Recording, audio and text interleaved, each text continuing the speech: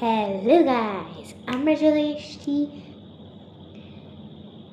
Chapter 3-এ।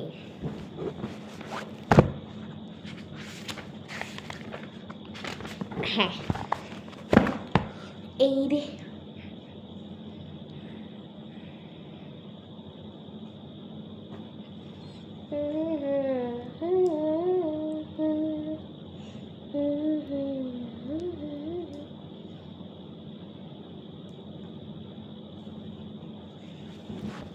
আমি চুলটা একটু বেঁধে নিলাম, এই আগের ভিডিওতে খুললাম, এই বেঁধে নিলাম।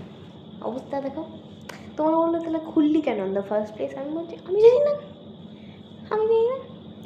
এসে কি সুন্দর দেখেছি তো। এটা হলো আমার চুল।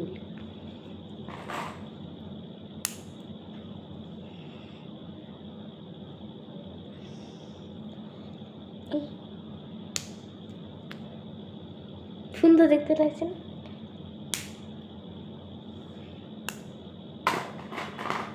না, একদমই ফালতু লাগছে দেখতে। ছাড়া তো আমরা চলে এসেছি chapter 3, ghost in the house. Ghost in the house বলতে অনেকজনই ভাবে যে বাড়িতে মনে ঘোস্ট রয়েছে, বাট না, এটা ফানি স্টোরি, এটা হরর স্টোরি নয়। টাইটেলটাই এরকম, দ্যাট ডাজেন্ট মিন যে এইটা কিছু ভূতের হবে।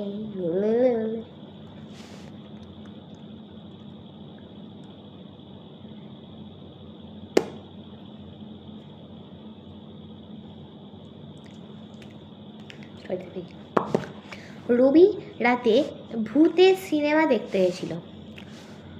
হঠাৎ বাঁ দিকে বিড়ালের ডাক শুনে সে ঘাবড়ে গেল। সে ঠাকুমাকে জিজ্ঞেস করলো, ঠাকুমা, ভূত কি সত্যি হয়? আমি আমার ঠাকুমাকে একবার জিজ্ঞেস করেছিলাম, আমার ঠাকুমা যা ভেগ অ্যান্সার দিয়েছিল না, আমার সেই রাত্রিরেও ঘুম হয়নি। আমার ঠাম্মার ভেগ অ্যান্সার ছিল,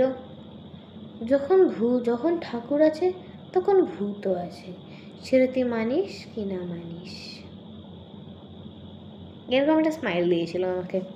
আমি লিটারালি তারপর থেকে আমি ঠাম্মার বাড়িতে ঠাম্মার সঙ্গে অ্যাটলিস্ট আমি দুপুরবেলা কোনো দিন শুইনি। আমার খুব ভয় লাগতো। যাই হোক, ঠাকুমা বললেন, আমি 200 বছর ধরে এই বাড়িতে আছি, কই কোনো দিন তো কোনো ভূত দেখলাম না।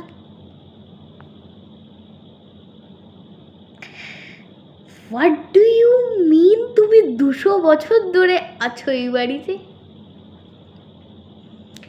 আমি ওখানে যদি হতাম না, আমি ওখানেই সেন্সলেস হয়ে যেতাম। আর ওইটা রবির সঙ্গে ওটাই হয়েছে। রবি ওখানে লিখেছে রবি ওখানেই সেন্সলেস। রবি সেন্সলেস হবে না, আমিও হয়ে যেতাম।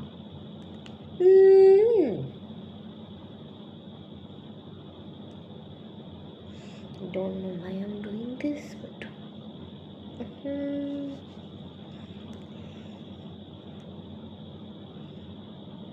না, আমি ভূত নয়, আমি ঘাটটা তো এরকম এরকম করছিলাম।